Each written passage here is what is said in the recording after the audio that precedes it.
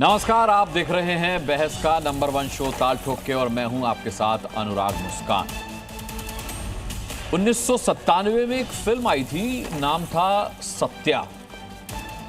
इस फिल्म सत्या में अभिनेता मनोज वाजपेयी ने भीखू महात्रे का किरदार निभाया था और भीखू महात्रे का मुंबई के बैंड स्टैंड यानी समंदर का जो किनारा है वहां पर ऐसे हाथ फैला करके बोला गया एक डायलॉग बहुत हिट हुआ था। वो डायलॉग था, मुंबई का डॉन कौन। और आज एक बार फिर मुंबई की राजनीति में, महाराष्ट्र की राजनीति में और देश की राजनीति में बीएमसी का चुनाव इतना बड़ा हो गया है कि यही सवाल सब पूछ रहे हैं कि मुंबई का डॉन कौन। महाराष्ट्र में दावों और वादों का शोर खत्म हो गया, लेकिन इस बार बीएमसी समेत निकाय चुनाव इसलिए खास हैं क्योंकि ये उद्धव ठाकरे और राज ठाकरे की सियासी जमीन बचाने का चुनाव है। 20 साल के बाद ये दोनों भाई एक मंच पर हैं, मतभेद मिटा करके मराठी माणूस की अस्मिता के नाम पर, मराठी अस्मिता के नाम पर। और ये कहा जा रहा है इन दोनों की तरफ से कि ये मराठी माणूस की अस्मिता बचाने का आखिरी चुनाव है। मुंबई का गढ़ बचाने के लिए उद्धव और राज ठाकरे 20 साल बाद एक साथ आए। इसी तरह यह चुनाव पवार परिवार के लिए भी बेहद खास है क्योंकि लंबे समय के बाद जूनियर और सीनियर पवार कैंप एक साथ है। लगता है कि बीजेपी को छोड़कर सभी पार्टियों की नजर मुस्लिम वोट पर है। इस बार कई पार्टियां अपने गठबंधनों से बाहर हैं। ऐसे में कल जब निकाय चुनाव की वोटिंग है तो फिर बहस जरूरी है कि स्थानीय मुद्दों के बजाय हिंदू मुस्लिम का मुद्दा चुनाव में क्यों आया। उद्धव ठाकरे की शिवसेना और राज ठाकरे की एमएनएस महाराष्ट्र नवनिर्माण सेना ने करीब 20 साल बाद हाथ मिलाया, तो क्या उनका मराठी अस्मिता का दांव चलेगा? और ज्यादातर पार्टियां बीएमसी चुनाव में मुस्लिम वोटों को लुभाने में लगी हैं, तो किसकी तरफ भाईजान जाएंगे? हर पार्टी खुद को मुस्लिमों का हितैषी बता रही है। कुछ दल मुस्लिम मेयर बनाने तक की बात कर रहे हैं। एमआईएम के प्रवक्ता कल नफीस हमारे साथ थे, आज भी हमारे साथ हैं। वो तो ये तक कह रहे थे कि इस बार मेयर हिजाब वाली मुस्लिम महिला को बनना चाहिए।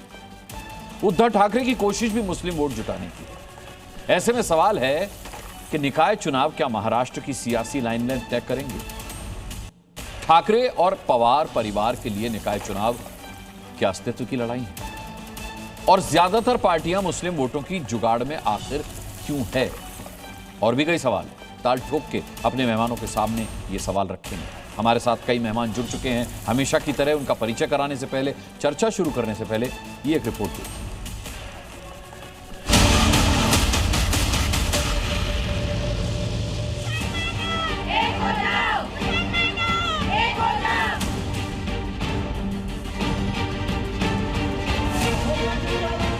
इस घर का किराएदार नहीं हूं, मैं इस घर का मालिक हूं। यहाँ वोट जिहाद के माध्यम से मुंबई में इस्लामीकरण करना है। जालिम के खिलाफ झुक जाएंगे क्या? लुटेरे के सामने झुक जाएंगे क्या? लड़ेंगे लड़ेंगे लड़ेंगे, अपना हक लेके रहेंगे। इसको फिर एक दूसरा कराची या इस्लामाबाद बनाने के लिए ये चुनाव इस्तेमाल किया जा रहा है। जब कभी भी नाजुक वक्त आता सब एक हो जाते, हमको अकेला छोड़ देते। ये 7 लोग जानते हैं ये कभी एक नहीं होना, इनको अगर एक होंगे तो हमारी दुकान खत्म। नीतीश राणा आप बोल रहे हैं कि ये हिंदुत्व राष्ट्र है, हिंदुओं का देश है, जिसको अगर मुसलमानों को लड़ना है तो पाकिस्तान जाओ, तो वो कौन सा जिहाद कर रहे हैं? मुझे उसका जवाब दीजिए। अब हमारी बारी है कि सब एक हो जाए। हमारी आत्मा हिंदुत्व है, हमारा विचार हिंदुत्व है, और हिंदुत्व और विकास ये दोनों को पृथक नहीं किया जा सकता।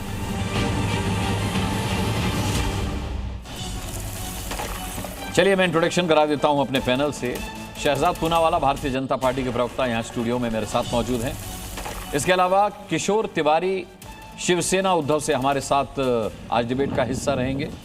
हमारे साथ शायना एनसी जुड़ेंगी जो कि शिवसेना शिंदे की तरफ से प्रवक्ता हैं। वरिष्ठ पत्रकार अनंत विजय हमारे साथ होंगे। कांग्रेस की प्रवक्ता चित्रा बाथम हमारे साथ आज की डिबेट में होंगी। हमारे साथ एनसीपी शरद से महेश चौहान प्रवक्ता आज की डिबेट का हिस्सा होंगे।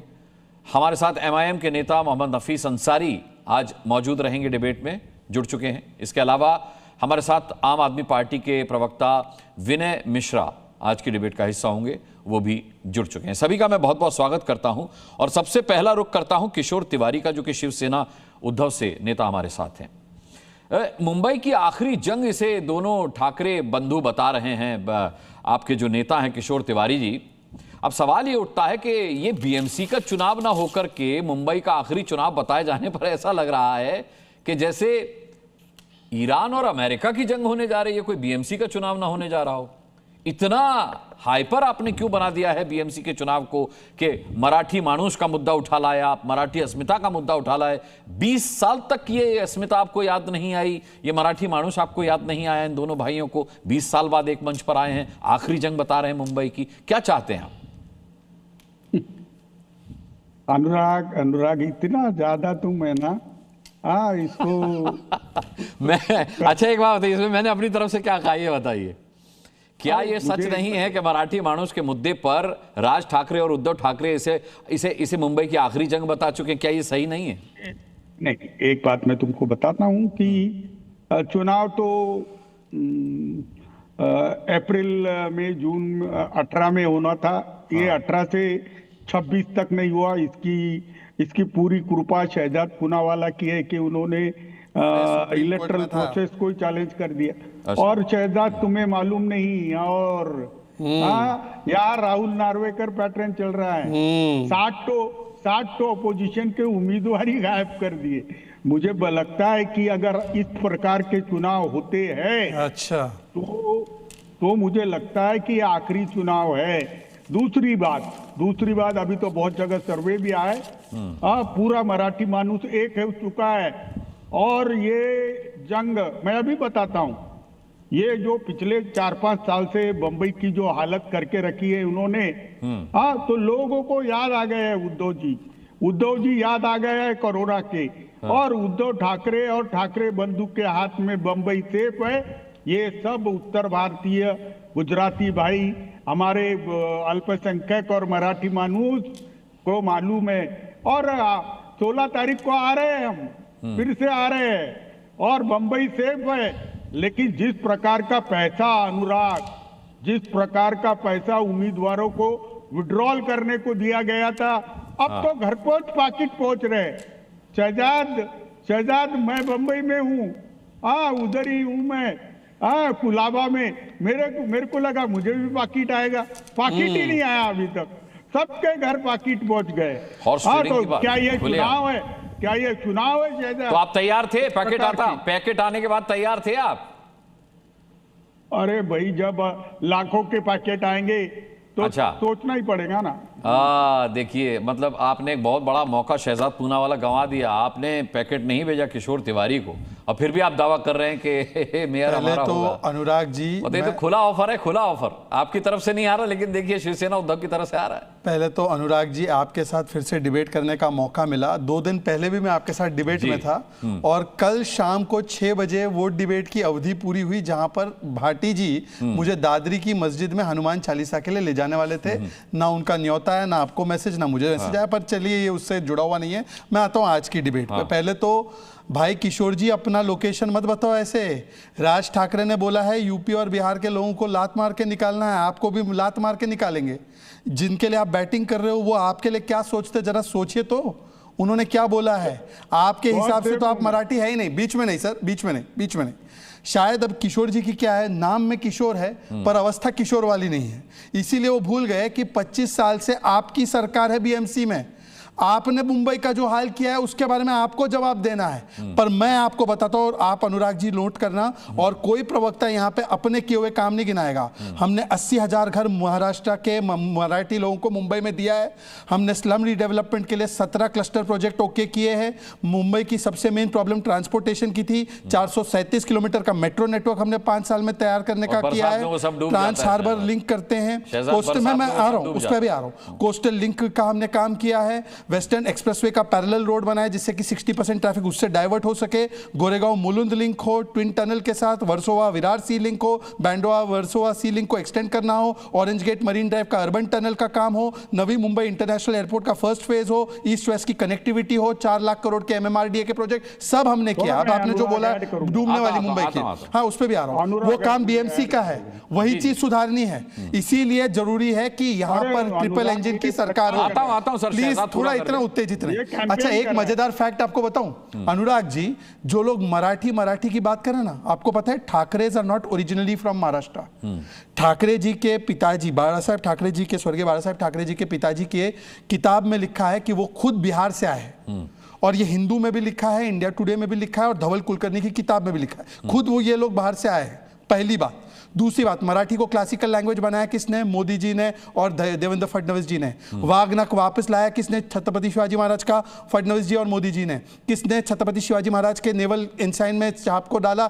मोदी जी और फडणवीस जी ने। इन्होंने क्या किया भाई? मराठी नाम पे इन लोग इतना राजनीति करते हैं, एक काम मराठी का नहीं गिना सकते। और किशोर तिवारी जी बाकी छोड़ दीजिए, इन्होंने एक सांसद भेजी, किशोर जी को तो नहीं भेजा। पता है किसको भेजा? प्रियंका चतुर्वेदी। सुनिए उनकी मराठी। मराठी बोलता का मी बोलतात, पण मी बोलतात। अब मुझे लगता है चित्रा जी तो मराठी बोलने वाली हैं, उनको तो पता ही होगा। ये होमी बोलतात, ये है प्रियंका चतुर्वेदी जी की मराठी। उनको मराठी भी बोलने नहीं आती, ऐसे लोगों को बिठा रखा है। हमने बोला है साफ साफ, कोई बुरखे वाली हिजाब वाली नहीं बनेगी मुंबई की मेयर। मुंबई का मेयर महायुति का होगा, मुंबई का मेयर हिंदू होगा, मुंबई का मेयर मराठी। बुरखे वाली से आपको क्या दिक्कत है? अपनी पार्टी के अध्यक्ष को बनाया ना नफीस मियाँ, बुरखे वाली को घर से बाहर नहीं निकलने देते। नफीस मियाँ जो जहां से ट्रेनिंग और पोषण लेकर आए हैं, वहां पर बुरखे वाली को घर से बाहर नहीं निकलने देते। पूछे उनको डिबेट में भेजते क्या? चलिए एक इनकी बुरखे वाली डिबेट पे आती थी, हिजाब वाली, उसका आना जाना बंद कर दिया। पूछे नफीस साहब से, पार्टी का अध्यक्ष कब बना रहे? हिजाब वाली को बनाओ ना। थोड़ा मुझे ऐड कर। नफीस मियाँ कहाँ गए? वो नफीस मियाँ जो दूसरों को काफिर बोलते हैं। नफीस मियाँ के पास चलेंगे, लेकिन उससे पहले आपको किशोर तिवारी काउंटर देना चाहते हैं। किशोर क्या काउंटर देंगे वो? शहजाद ने जो भी काम गिनाए उसमें अडानी जी ने कितना, अडानी जी को क्या क्या मेहरबानियां हुई ये 5 साल में, वो बताई नहीं ना। और अडानी जी को मेहरबानियां करने के लिए ही BMC के चुनाव हुए नहीं है। और ये बंबई को अडानी को देना चाहते हैं, आक्रांताओं के हाथ में बंबई देना चाहते हैं, मराठी मानुस को बंबई से बाहर करना चाहते हैं। तो मुंबई को अगर सेफ रखना है, मराठी मानुस की अस्मिता को जिंदा रखना है और महाराष्ट्र की अस्मिता को जिंदा रखना है, तो ठाकरों के साथ ही रहना पड़ेगा। और सब लोग साथ आ गए। और चुनाव बहुत महंगा पड़ रहा है, रेट आप कितने भी बढ़ाओ, पाकिट आप कितने भी। अच्छा, किशोर जी फंस गए। असली शिवसेना किशोर जी फंस गए। नहीं, एक सेकंड, कैमरामैन जूम कीजिए इसको, ये जूम करना जरा। ठीक है। ये राज ठाकरे है अडानी के साथ, ये देखिए। हाँ, कौन है ये कौन है? जरा जूम कीजिए, कैमरा 2 जूम कीजिए जरा, किशोर जी को अच्छा, दिखे। इसको AI का फोटो बता रहे हैं, ऐसे में अरे AI नहीं है, जेन्युइन फोटो है। शरद पवार जी के साथ भी है, शरद पवार जी के साथ भी है, रेवंत रेड्डी के साथ भी है। AI वाला फोटो है, झूठा फोटो बता रहा है। ठीक है, अरे पुष्टि नहीं कर सकते, मिले हैं भाई, क्या बात कर रहे हैं? शरद पवार के साथ मिलते हैं। मैं आता हूँ आपके पास भी आता हूँ, और नफीस आपके पास भी आता हूँ, लेकिन उससे पहले हमारे साथ महेश चव्हाण जी NCP से। महेश चव्हाण जी, अब ये 2 ठाकरे बंधु एक साथ हो गए, राज ठाकरे, मैं आता हूं, राज ठाकरे एक साथ हो गए उद्धव ठाकरे के साथ, छोटे पवार बड़े पवार एक साथ हो गए। क्या आप लोगों ने नतीजा पहले घोषित कर दिया क्या कि बहुत खौफ है, बहुत डर है बीजेपी और शिवसेना शिंदे का कि भाई एक 20 साल बाद मंच पर एक साथ आना पड़ रहा है? नहीं, देखिए, अगर मैं पवार, अजित पवार और शरद पवार, हमारी 2 पार्टियों की बात करूं तो देखिए इसके लिए रिस्पॉन्सिबल कौन है? बीजेपी है। शहजाद जी यहाँ पर है, उन्हें आप पूछिए। बीजेपी ने पूना पिंपरी चिंचवड में अकेले लड़ने का फैसला किया, इसके लिए अजित पवार जी को कुछ अलग सोचना पड़ा, उसके लिए वो अलग से लड़ रहे। और आप मुझे एक बात बताइए, बीजेपी को हराने के लिए अगर उन्हीं के गठबंधन का एक पक्ष, एक दल हमारे साथ आना चाहता है और उनको हराने में हमारी मदद करना चाहती है, तो ये मौका हम क्यों छोड़े? तो देखिए, दूसरी बात, 2 पार्टी जो एक हो रही है, जो दोनों पार्टी पे मौका है या मौके पर चौका है, ये कैसे तय होगा? ये मौका है या मौके पर चौका, ये कैसे तय होगा?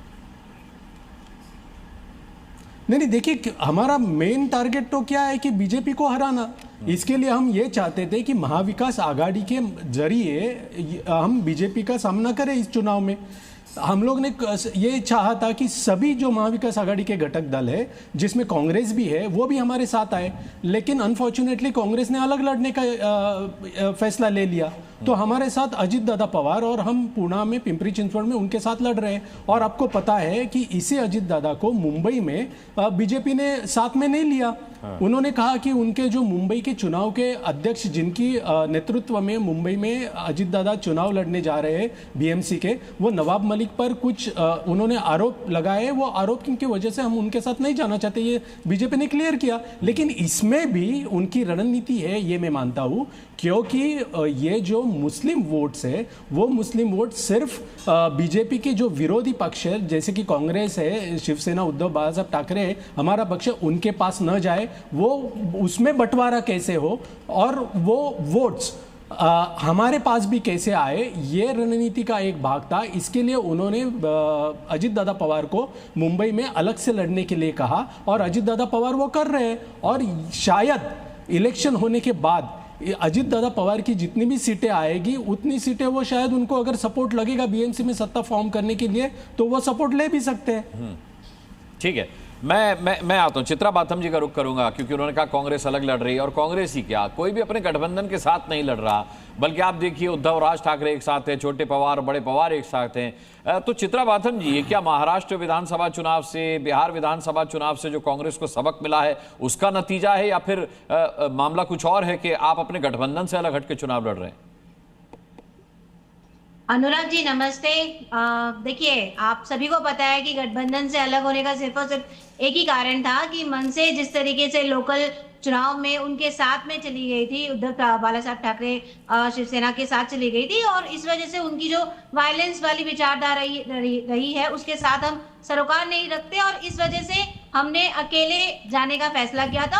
और ये लोकल चुनाव है, हमारे वर्कर्स के सेंटिमेंट्स रहे हैं, हमारे वर्कर्स इतने सालों से मेहनत करते आ रहे हैं, तो कहीं ना कहीं लीडरशिप को ये लगा कि ये एक मौका है कि अपने जितने भी वर्कर्स हैं उन सभी के साथ न्याय करने का एक बहुत अच्छा तरीका रहेगा, और इस वजह से ही हमने अकेले जाने का फैसला लिया था। लेकिन यहाँ पे बहुत बड़ी बड़ी बातें हो रही थी कि इतना काम किया, उतना काम किया। बिहार में भी इन्होंने कहा था कि इतना बड़ा काम किया, लेकिन फिर भी 10,000 रुपए तो इनको देना ही पड़ा, और तब जाके इनके पास वोट आ पाए। इन्होंने इतना काम किया था वहां पे कि इनकी प्रेस कॉन्फ्रेंस 25 से 30 सेकंड रही, इनके मैनिफेस्टो में क्या था किसी को आज तक पता ही नहीं चला। तो वही बड़े बड़े कामों का जो बखान है वो यहाँ पे भी कर रहे हैं, और फिर भी आप देखिए 68 बिन विरोध इनके जो नगर सेवक है वो चुन के आएंगे। क्यों? क्योंकि इन्होंने पैसे से सामने वाले लोगों को खरीद लिया है। तो मुझे ऐसा लगता है ये साम दाम दंड भेद की राजनीति है। यहाँ ना विचार रहे हैं, ना विचारधारा रही है, और बीजेपी किसी भी कीमत पे बृहन मुंबई महानगर पालिका के चुनाव जीतना चाहती है, क्योंकि उसे मुंबई को एक तरीके से, जैसे अन्नामलाई ने कहा कि Bombay is not a part of Maharashtra, ऐसा कुछ नहीं कहा करना है। तो मुझे नहीं, ये आरोप तो ठाकरे बंधुओं का भी है कि मुंबई को महाराष्ट्र से अलग करना चाहते हैं बीजेपी वाले, एनडीए वाले, शिवसेना वाले। अन्नामलाई जी ने क्यों कहा? अन्नामलाई जी ने तो बोल ही दिया कि Bombay is not a part of Maharashtra. नहीं, उनके बोलने से क्या हो जाएगा, वो नक्शा थोड़ी बदल देंगे। एक सेकंड, ये स्टेटमेंट दिखा दे पहले, कहां पे ऐसा बोला है? नहीं अनुराग जी, इस प्रकार की फेक न्यूज फैलाने नहीं दूंगा मैं। अनुराग जी, मैं आपसे आपत्ति दर्ज कर रहे हैं। नहीं, ये स्टेटमेंट दिया है अन्नामलाई ने, वो स्टेटमेंट दिखा दीजिए, वो स्टेटमेंट दिखा दीजिए, प्ले कर दीजिए वो स्टेटमेंट प्ले कर दो। चित्रा जी, आप मेरा समय लो, प्ले कर दो स्टेटमेंट, प्ले द स्टेटमेंट। आप एक पूरे तमिलनाडु को और ओबीसी समाज से आने वाले व्यक्ति को गाली दे रही हैं। आप ओबीसी समाज के, तमिलनाडु के लोग देख ले, मिस्टर स्टालिन, डीएमके के चुनाव में आप जाएंगे अभी तमिलनाडु के, देख ले कांग्रेस क्या बोल रही है, तमिलनाडु को गाली दे रही है, बोल रही है तमिलनाडु वाले झूठ बोल रहे हैं, बोल रहे हैं तमिलनाडु वाले गाली दे रहे हैं। ये देखिए स्टेटमेंट प्ले कीजिए। अरे किशोर जी, आपको इतनी संवेदना थी तो कांग्रेस के साथ लड़ते ना, वहां से क्या बैकग्राउंड ऑर्केस्ट्रा बजा रहे हैं आप? ऑर्केस्ट्रा क्यों बजा रहे हैं कांग्रेस की? आप आ जाते ना साथ में। चित्रा जी, आप अन्नामलाई का स्टेटमेंट प्ले कीजिए। पसमंदा बोलो, अन्नामलाई का स्टेटमेंट प्ले कीजिए। इमोशनल ब्लैकमेल करने को चालू हो जाते हैं। नहीं कर रहे हैं। चित्रा जी की आपने जो आवाज अडानी के बारे में बोला है, महेश जी को पूछ लो अडानी के बारे में क्या सोचते हो। आप बोलेंगे तो चित्रा जी की आवाज नहीं आएगी, वो जूम नहीं, मेरा एक सवाल है क्योंकि उन्होंने ही बोला, मैं 10 सेकंड लेकर अपनी बात रख देता हूं, फिर चित्रा जी बोले। चित्रा जी सुन लीजिए, चित्रा जी सुन लीजिए, अन्नामलाई जी ने ऐसा कुछ नहीं बोला। आप प्ले कर दीजिए स्टेटमेंट, अनुराग जी आपको देंगे मौका, आप प्ले कर दीजिए। परंतु जो बोला गया अन्नामलाई जी के बारे में, उनके जाति को लेकर, उनके नाम को लेकर, और अन्नामलाई का मतलब है शिव, शिव को गाली दी गई। शिवसेना के लोगों ने शिव को गाली देने का काम किया। शिवसेना मतलब ये उद्धव सेना, ये उद्धव सेना नहीं, ये उर्दू सेना है, ये उर्दू सेना है, ये किशोर तिवारी नहीं है, ये कलीमुद्दीन है, ये देख लीजिए, ये कलीमुद्दीन है, और ये यूबीटी का मतलब उर्दू भाईजान तंजीम है। ये मुस्कुराते हैं बुरखे वाली के नाम पे, और ये बोल नहीं सकते कि हिंदू मराठी बोलेगा बनेगा मेयर। ये देखो, देखो कैसे मुस्कुरा रहे कलीमुद्दीन। ठीक है, नहीं देखिए, व्यक्तिगत इस तरीके की व्यक्तिगत टिप्पणियों से बचिए। ये हम बहुत गंभीर विषय पर डिबेट कर रहे हैं। शाइना एनसी हमारे साथ जुड़ चुकी हैं शिवसेना शिंदे से। शाइना, अभी आपने सुना कि चित्रा जो हैं साफ तौर पर एक बयान अन्नामलाई का कोट कर रही हैं, जिसको साफ तौर पर फेक न्यूज बता रहे हैं शहजाद पूनावाला कि Mumbai is not a part of Maharashtra. मैं देख रहा था कि ये तो उद्धव बंधुओं ने कहा है, ठाकरे बंधुओं ने कहा, उद्धव ठाकरे और राज ठाकरे ने, कि बीजेपी और शिवसेना शिंदे का ये प्रयास है, ये कोशिश है कि वो मुंबई को महाराष्ट्र से अलग कर देना चाहते हैं। सर्वप्रथम कोई भी ताकत मुंबई को महाराष्ट्र से अलग नहीं कर सकती है। संयुक्त महाराष्ट्र जहां लोगों ने बलिदान दिया, आज बड़ी बड़ी बातें लोग कर रहे हैं मराठी मानुस को लेके। मैं पूछना चाहती हूँ, ये उबाटा सेना जो एक यू टर्न सेना है, कि उन्होंने क्या किया 25 साल? हमारे नेता ने अभिजात दर्जा जो मराठी भाषा को है, देवेंद्र फडणवीस और हमारे लाडके नेता आदरणीय एकनाथ जी शिंदे ने किया। जब मराठी मानुस गए नाला सुपारा और वसई विरार रहने के लिए, हमारे नेता ने बीडीडी चौल रीडेवलपमेंट में स्थानिक लोगों को वापस लाया। रमाभाई नगर में 17,000 स्लम ड्वेलर्स को घर मिले। गिरनी कामगार जो मुंबई में रहते हैं और मुंबई की शान थे, भूमि ये सब गिना चुके हैं, शहजाद गिना चुके हैं ये सब चीजें। ये बड़ी बड़ी बातें करने, देखिए ये बयानबाजी करना, किसी को रसमलाई बुलाना, लुंगी पुंगी, 50 खोके एकदम ओके, बातचीत होती है, और 50 खोके एकदम ओके, और तुष्टिकरण की राजनीति। ये हॉर्स शाइना एनसी, ये किशोर तिवारी खुलेआम हॉर्स ट्रेडिंग का आरोप लगा रहे हैं। दीजिए अपना बयान, करें 50 खोके एकदम ओके। क्या हॉर्स ट्रेडिंग? ये किशोर जी कम बोले तो बेहतर है, क्योंकि उनको यहाँ एक्सपोज करने की मेरी इच्छा नहीं, लेकिन क्योंकि उन्होंने बोला है 20 साल पहले उन्होंने यही राज ठाकरे के सभी नगर सेवक को तोड़े थे, वहां उन्होंने पैसे की ताकत कहाँ थे भाईचारा? अब 2019 में आप कांग्रेस एनसीपी के साथ जा सकते हैं। आपके मैनिफेस्टो में हिंदू हृदय सम्राट बाला साहेब ठाकरे का कहीं जिक्र नहीं, मराठी मानुस का जिक्र नहीं, हिंदुत्व का जिक्र नहीं, और सिर्फ आपके कन्वीनियंस के लिए अभी आप गए हैं मनसे के साथ। आज आप उनके गोदी में बैठे हैं, और कल जब वोटिंग होता है तो परसों वापस बयानबाजी। देखें, नोट की राजनीति, ईवीएम, इलेक्शन कमीशन मैनेज हुआ, ये बेबुनियादी आरोप। तो जो ये फॉल्स नैरेटिव स्प्रेड करते हैं, उससे एक चीज स्पष्ट है अनुराग जी, उन्होंने हार तो मान लिया है, और जो लोग घर से अपनी राजनीति करते हैं उनको एक फुल स्टॉप जनता ने ही दिलवाया है। देखिए, आज पॉलिटिक्स ऑफ परफॉर्मेंस है, जो आप भूल गए कि 25 साल हमारे मुंबई में एक खड्डे मुक्त मुंबई नहीं मिला है, एक सुएज ट्रीटमेंट प्लांट नहीं मिला है, कहीं भी उनके भ्रष्टाचार, जो मीठी रिवर्स डीसिल्टिंग का स्कैम हो, या फिर बॉडी बैग स्कैम, या फिर जहां 26 कॉन्ट्रैक्टर्स जेल में गए उनके प्रशासन के साथ, क्या है ये? ठीक है शाइना, मैं आता हूँ अब किशोर तिवारी। नहीं, किशोर तिवारी, सबसे बड़ा सवाल ये है कि जो मुंबई कर आपसे नाराज हो गया था, जो महाराष्ट्र आपसे नाराज हो गया था कि आप अपने उसूलों से समझौता करके विधानसभा चुनाव में कांग्रेस के साथ चले गए थे, आज मनसे के 20 साल बाद मंच पे आने के बाद वही कांग्रेस आपको बीएमसी के चुनाव में अकेला छोड़कर चली गई, वो मैदान में अब अकेले है। सवाल यह कि विधानसभा चुनाव से आपने संदेश नहीं लिया जनता से, जो आपने बीएमसी में गलती कर दी। एक सर्वे हुआ है, मैं आपको बता दूं, सर्वे में भाषाई मुद्दा जो है उसे नकार दिया है लोगों ने। जो आपका कोर इस वक्त नारा है भाषाई मुद्दा, मराठी मानुष का, आपको नहीं लगता कि ये मुंबई का किंग कौन वाली डिबेट से आप बाहर हो चुके हैं? आप रिजल्ट ही लगा दो ना, मशीन की सेटिंग तो वैसे ही है। मशीन की सेटिंग साबित कीजिए ना, सिद्ध तो कीजिए किशोर जी, आपके कहने से थोड़ी मशीन की सेटिंग हो जाएगी। एक मिनट में बात कर लूं, आपने पूछा बहुत है। क्या बैलेट पे था क्या चुनाव? अच्छा, अब उनका जवाब ले लेते हैं। लोकसभा में कैसे हुए चुनाव? तब मशीन ठीक थे। किशोर जी थोड़ा दवाई याददाश्त की खा के आइए।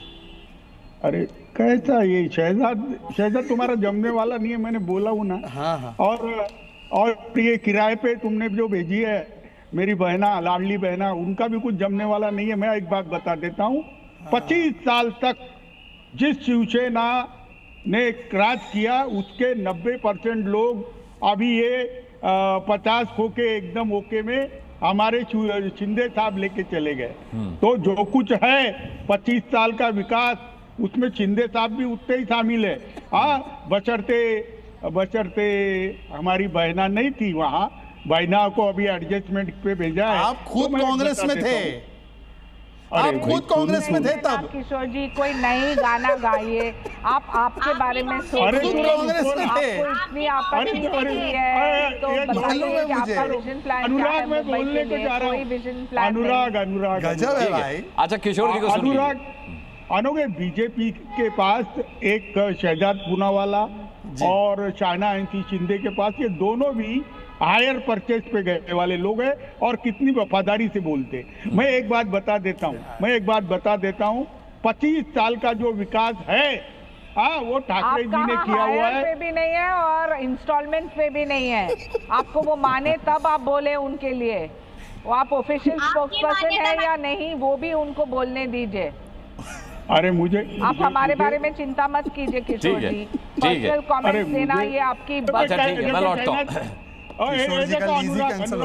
अनुराग, मेरी बहन की मैं चिंता न करूं। अनुराग, एक तो बीजेपी ने टिकट नहीं दिया और इशू पे जवाब दे। अरे वो विधानसभा लड़िए, क्यों आप कुछ भी बोलते हैं भाई? अरे चुनाव हारने के लिए खड़ा किया था। बीएमसी चुनाव हारने के लिए। बीएमसी पर आइए ना, बीएमसी पर आइए किशोर जी, बीएमसी पर आइए। आपके पास लिफाफा नहीं आया, लेकिन आप बीएमसी पर आइए। है या नहीं, उबाटाक मैंने ये स्वीकार था। ठीक है नफीस मोहम्मद, मैं बताऊं क्या?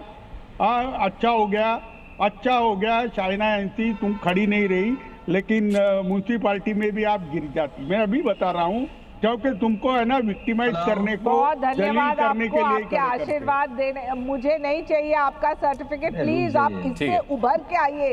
देखिए यही आपने दुश्मन घर में ही पाला है, हर सुबह संजय राउत और हर शाम को टेलीविजन पे किशोर जी। यही है उबाटा का डाउनफॉल। आपकी कोई रूपरेखा नहीं है, कोई विजन प्लान नहीं है। जब आप आते हो मैदान में, ये तो बताइए कि आप मुंबईकर के लिए क्या करने वाले हैं। मुझे संजय राउत से कंपेयर कर रही है, कैसा करेंगे? संजय राउत आपका नेता नहीं है। बहुत बड़ा। मैं आपको एक अरे भैया, Sanjay Raut international spokes person है। देखो वो इंटरनेशनल स्पोक्स पर्सन है, अगर सुबह स्टेटमेंट ना दे तो दिन भर मीडिया चलाएगी क्या? हाँ, तुम उनसे मीडिया के पास संजय राउत के अलावा भी बहुत से मुद्दे हैं किशोर जी। ये गुमान आपको कब से हो गया कि मीडिया के पास संजय राउत के बयान चलाने के अलावा कोई काम नहीं है? यही गुमान ले डूबा, ये पहले गुमान आपको ले डूबा, फिर आपकी पार्टी को ले डूबा। यही गुमान आपको ले डूबा, दो तरफा ले डूबा। मुंबई तो नहीं डूबी हाई टाइड में, लेकिन शिवसेना उद्धव डूब गई। चलिए मोहम्मद नफीस बहुत बेचैन है, सुनिए। तीसरा भी शामिल। अच्छा ठीक है, मैं आता हूँ। मोहम्मद नफीस अंसारी बहुत बेचैन है जब से शहजाद पूनावाला ने उन पर टिप्पणी की है। नफीस भाई बोलिए। ठीक है, मेरी जात पर वो जो भी टिप्पणी करते कोई बात नहीं, वरिष्ठ नेता है, कोई बात नहीं। देखिए जहां तक उन्होंने कहा कि हिजाब वाली महिला को वो सीएम या फिर मेयर नहीं बनने देंगे, देखिए शहजाद पूनावाला साहब, आपके कहने से कोई फर्क नहीं पड़ता है। देश संविधान से चलता है, बीएमसी में 227 सीट है, 114 सीटों में ये नहीं कहा कि नहीं बनने देंगे, उन्होंने कहा हिजाब वाली महिलाओं को आप घरों से बाहर नहीं निकलने देते। बीएमसी में कैसे आने देंगे, मेयर कैसे बनने देंगे? अच्छा Anurag ji please let me complete, मैं एक सवाल का जवाब देता हूं। तो 114 सीट का जो समर्थन हासिल करेगा उसी का मेयर बनेगा। तो अगर एमआईएम की मेयर बनती है, हम हिजाब वाली को मेयर बनाएंगे। अगर आपकी समर्थन सरकार बनती है तो आप घूंघट वाली को बनाइए, हमें कोई एतराज नहीं है। जहां तक उन्होंने कहा कि हिजाब वाली महिला बाहर नहीं निकलने देते हम लोग, भैया हमारे हिसाब से कुछ नहीं चलता है। हमारी महिलाएं अपनी मर्जी से हिजाब पहनती है, अपनी मर्जी से नहीं पहनती है। और इतना बाहर में खतरा है तो कैसे निकलने थे? एक स्टेट का सीएम हिजाब वाली महिला के उसके चेहरे को खींचने का लगता है तो कैसे बाहर निकालेंगे? आप लोगों की तो हरकत ही सही नहीं है, पहले अपनी हरकत ठीक कीजिए तब तो हिजाब वाली महिला को बाहर निकालेंगे। और जहां तक बात इन्होंने कहा मियां नफीस, देखिए साहब मैं अपनी बीवी का मियां हूं, आपका मियां नहीं हूं। मुझे नफीस भाई कीजिए, मियां मत कीजिए मुझे। नहीं आप बाहर में कीजिए, नेशनल मीडिया में सब मत कीजिए। तो आप नफीस भाई कीजिए या नफीस बोलिए। भाई तो आप हो ने मेरे, नहीं आपको मैं भाई नहीं मानता। डिबेट में हम मत मानिए भाई, आप मेरे भाई है, कोई बात नहीं है। इस्लाम मोहब्बत करने सिखाता है, मोहब्बत करता हूं, कोई बात नहीं है। आप मेरे भाई है, कोई बात नहीं है। हम इसी मुल्क के हैं। आज पूरे महाराष्ट्र को विकास की जरूरत है, आपकी खुद मेरी जूती पर पड़ी। विकास करोगे आज इस देश को विकास की जरूरत है। हज हाउस बनाना विकास नहीं है, मुंबई में हज हाउस विकास में नहीं आता भाई। सुनिए मुद्दा हज हाउस नहीं आता विकास में। साजिद पूनावाला साहब मुद्दा मत भटकाइए, भागिए मत मुद्दा से। हज हाउस नहीं आता विकास में। लास्ट इलेक्शन में कब्रिस्तान और हज हाउस नहीं बनाने देंगे। बीजेपी के जीते 80 से ज्यादा शिवसेना के जीते। 50 से 100 मिलीमीटर बारिश होती है, मुंबई डूब जाता है। मुंबई के नाले में कूड़ा भरा है, घर के बाहर कूड़ा रखा हुआ है। स्लम में आपने कोई भी विकास नहीं किया है, ना आपके काउंसिलर ने कोई काम किया, ना ठाकरे के काउंसिलर ने कोई काम किया। हम कह रहे हैं हमारी अगर कोई महिला मेयर बनेगी इंशाल्लाह तो वो मुंबई का विकास करके बात खत्म। जनता मौका देगी, हम विकास करेंगे। और जहां तक आपने कहा कि हम अपने पार्टी में अध्यक्ष नहीं बनाते, सुनिए बोलते रहिए। अगर इस देश की पीएम अगर महिला हिजाब मुंबई का महापौर एक महायुति के मुझे समझ में नहीं आता नफीस अंसारी की हिजाब वाली महिला को मेयर से लेकर प्रधानमंत्री तक बनाने पर आप आमादा क्यों है? भारतीय मुस्लिम महिला तक तो ठीक है, ये हिजाब वाली महिला की जिद क्या है भाई? नहीं ये भारत को 1300 साल पीछे ले जाना चाहता है, ये 1000 साल पीछे लोगों ने फैलाया है। नहीं झूठ मत बोलिए, देश की कट्टरता जितना बीजेपी के लोगों ने हिजाब क्या है? हिजाब क्या है?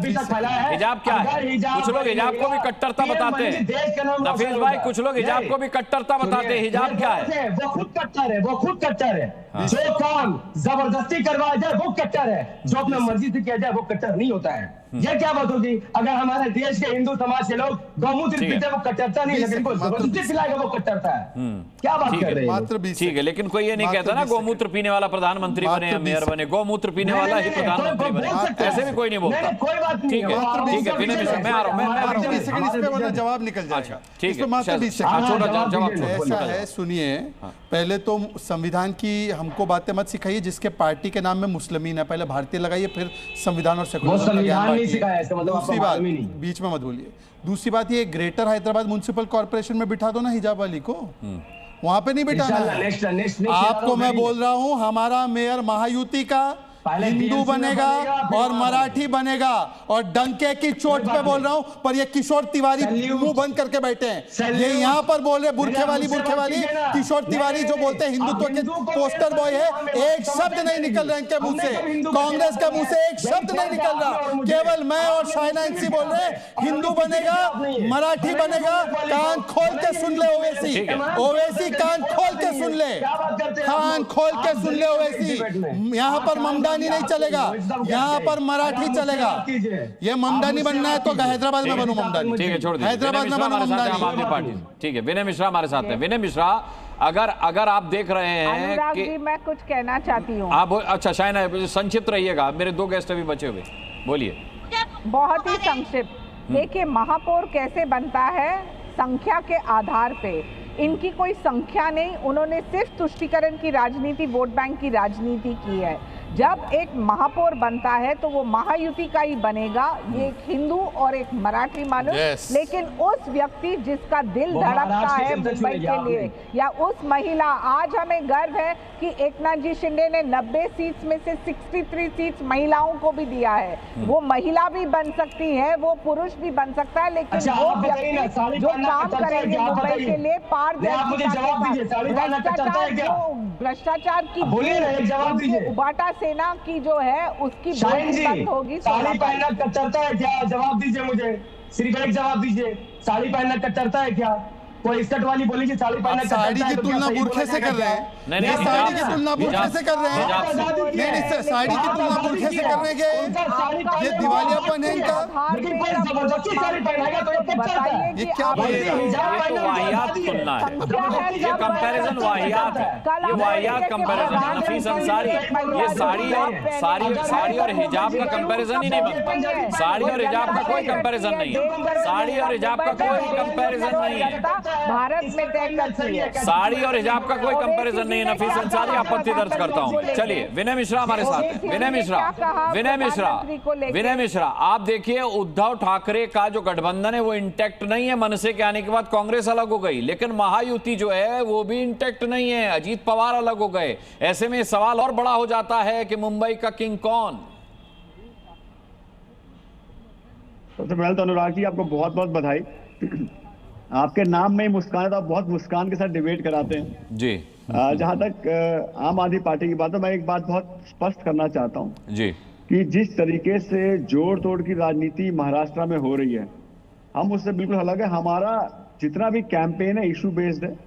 हमारे जितने भी चुनाव लड़ रहे हैं सबने अपने अपने क्षेत्र में बखूबी काम किया, इसलिए वो चुनाव लड़ रहे हैं। हम इस जोड़ तोड़ से अलग है और हमारा एक ही मकसद है कि कैसे बीएमसी में भ्रष्टाचार खत्म हो, कैसे बीएमसी के अंदर विकास हो। मैं बहुत हैरान हूं, आज भी जो वहां पे मुंबई जो है 60% स्लम है, लेकिन आज भी उस स्लम में ये कहते हैं हमने 24 घंटे पानी दिया, आज भी मात्र 2 या 3 घंटा पानी आता है। और उसमें भी बहुत से लोगों को जो इन्होंने जो एक सरकारी रेट लगा रखा है 5 रुपए पर 1000 लीटर मिलना चाहिए, वो आज 5000 रुपीज पर लीटर मिल रहा है। दूसरा, वहां पे जो वॉशरूम्स है, आज भी वहां स्लम के लोगों को टॉयलेट जाने के लिए पैसा देना पड़ता है, जबकि वहां गरीब लोग रहते हैं। तो आप सोचिए, जो इन्होंने जितने बीएमसी के टॉयलेट्स थे, ये इन्होंने जो है एक प्राइवेट एनजीओ को दे दिया है, और वो एनजीओ जो है इनसे 5 रुपए 10 रुपए चार्ज करता है। सोचिए, एक गरीब आदमी जिसकी कमाई कुछ नहीं, हर महीने अगर 2 से 3 हजार रुपए अपने बेसिक एम्यूनिटी पे खर्च कर रहा है, तो सोचिए उसको इन्होंने क्या दिया है। तो सिर्फ और सिर्फ यहाँ पे मुद्दों की बात छोड़ के सिर्फ जो है जोड़ तोड़ की राजनीति और मुद्दों से भटका के, जिसका कोई विषय नहीं है। देखिए, देश सबका है और सबको मिलके जो तो है। आप भी मानते हैं मराठी मानुष का मुद्दा कोई मुद्दा नहीं है? आप भी मानते हैं कि जो ये हाँ, देखिए, मेरा कहना यह है कि राजनीति मुद्दों की होनी चाहिए, काम की बात होना चाहिए, कौन क्या काम करेगा मुद्दों पर डिस्कशन होना चाहिए। भाषाई राजनीति कोई मुद्दा नहीं है ना आपके हिसाब से भी? हमारे हिसाब से काम का मुद्दा, जो काम करेगा वो हमारे लिए सबसे अच्छा है। ठीक है। और मैं कहना चाहूंगा, आप रिकॉर्ड उठा के देख लीजिए, भ्रष्टाचार का बोलबाला है। ठीक है, मैं समझ गया। उद्धव सेना पे भाई, बीएमसी में तो उद्धव सेना है, हम भी तो वही बोल रहे हैं कि भ्रष्टाचार 3 लाख करोड़ का इंडिया लाइन्स। ठीक है, ठीक है, समय नहीं बचेगा मेरे पास। अनंत विजय हमारे साथ हैं। बीजेपी जो है, अरे इंडिया लाइन्स में आप साथ में अनंत विजय बड़ी देरी से जुड़े हैं और अब उनको मैं मौका देना चाहता हूं। पिछले 4 साल से जो बीजेपी अरे बीजेपी कहां से आ गई बीएमसी में? उद्धव सेना है। ठीक है, अनंत विजय, राज्य स्तर पर जो गठबंधन मजबूत दिखाई देते हैं वो बीएमसी चुनाव के स्तर पर आकर कमजोर पड़ जाते हैं। कोई भी गठबंधन इंटैक्ट नहीं है अपने आप से, और ऐसे में भाषाई राजनीति का मुद्दा, लात मार के बाहर भगाने का मुद्दा, इस तरीके के मुद्दे और हावी हो रहे हैं। और एक और मुद्दा नया अब एमआईएम ने दे दिया है कि भाई हिजाब वाली महिला बीएमसी का मेयर बनेगी। देखिए अनुराग जी, आपके पहले सवाल का जवाब तो ये है कि बीएमसी चुनाव में इस बार महाराष्ट्र में रीअलाइनमेंट ऑफ फोर्सेस होने जा रहा है। हाँ। कुछ 2 दल जो अलग अलग धड़े में थे वो एक होंगे और वापस वो किसी एक एनडीए या तथाकथित आईएनडीए गठबंधन जो हुआ करता था उसका हिस्सा बनने का प्रयास करेंगे। दूसरी बात, कल से मैं आपके साथ डिबेट में हूं और हिजाब वाली महिला को मेयर बनाने का मुद्दा बहुत तगड़े उछाला जा रहा है, लेकिन आज मुझे अफसोस हो रहा है कि किशोर तिवारी जी कितने खामोश बैठे हैं इस बात पर। वो शिवसेना में ही है या किसी और पार्टी में चले गए? लिफाफे का इंतजार कर रहे हैं, वरना अब तक चले गए होते। सोनिया सेना में, सोनिया सेना, लिफाफे का इंतजार कर रहे हैं। सोनिया सेना में। किशोर तिवारी जी, शहजाद भाई, किशोर तिवारी जी पुराने स्वयंसेवक हैं, आप ही की पार्टी में आएंगे, ये इसलिए उनको ज्यादा मत छेड़ा करिए आप। वो है ना, तो किशोर तिवारी जी बहुत, अभी भी वो आरएसएस से जुड़े हुए हैं, पूछिए। और आरएसएस में तो लोग कहते ही हैं कि आप जिस पार्टी में मांगोगे उस पार्टी में हम देंगे। ये तो सरसंघचालक जी ने कहा कि भाई दूसरी पार्टी वाले हमसे संगठन सचिव मांग लेंगे, हम उनको दे देंगे। तो किशोर तिवारी जी अब भी स्वयंसेवक हैं। Once a swayamsevak is always a swayamsevak, ये बात मानिए। इसलिए लेकिन मुझे हैरानी इस बात पर हो रही है कि यहाँ कैसे बैठ के स्वयंसेवक अंसारी हैं? साहब हाँ। लगातार हिजाब वाले मेयर की बात कर रहे हैं और ये खामोश बैठे हैं। किशोर जी, आप तो ऐसे न थे, आप सत्ता के चक्कर में या पता नहीं किस चक्कर में ऐसे हो गए। मुझे उम्मीद थी कि आप हिजाब पर कम से कम बोलेंगे, कम से कम यही पूछ लेते उनसे कि हिजाब और हिजाब बुर्का और नकाब में क्या अंतर है। यही पूछ लोगे तो अंसारी साहब फ्लैट हो जाएंगे, क्योंकि वो तो मुद्दा गढ़ रहे हैं। तो मैं ये कह रहा हूं कि मुंबई में का जो चुनाव कल होने वाला है उसमें मुद्दे तो गौन हो गए। अब एक कोई सिरफिरा कह रहा है कि उत्तर भारतीयों को लतिया के भगा देंगे। अरे इस बार जनता आपको लतिया के भगाने वाली है, ध्यान रखिएगा इस बात का। वो उनकी राजनीति खत्म हो गई।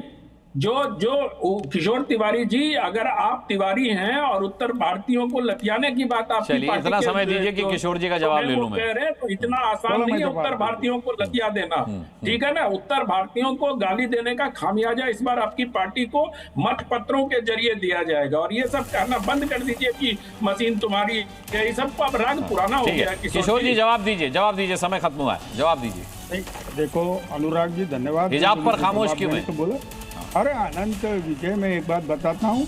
हाँ, ये ओवैसी जो है ये भी है ना एक बीजेपी के बनाए हुए संजय राउत ही की जो बयानबाजी करते थे उस पर पूरी डिबेट होती है। लेकिन एक बात मैं बताऊँ तुमको, महाराष्ट्र के मुंबई का मेयर या हिंदू रहेगा और मराठी मानूस रहेगा, ये सबने कह दिया है। तो अभी एक बात में कांग्रेस से पूछो, कांग्रेस से। अरे रुको, कांग्रेस से तो पूछो। ठीक है, कांग्रेस तो बना देगी किसी और को। अब नतीजों के बाद ही अच्छा बोलिए जल्दी से। अनुराग मुझे बताना है कि अनंत विजय जी आज एक स्टेटमेंट दिया देवेंद्र फडणवीस जी ने। उन्होंने कहा हिंदुत्व यानी विकास यानी हिंदुत्व और विकास यानी अडानी।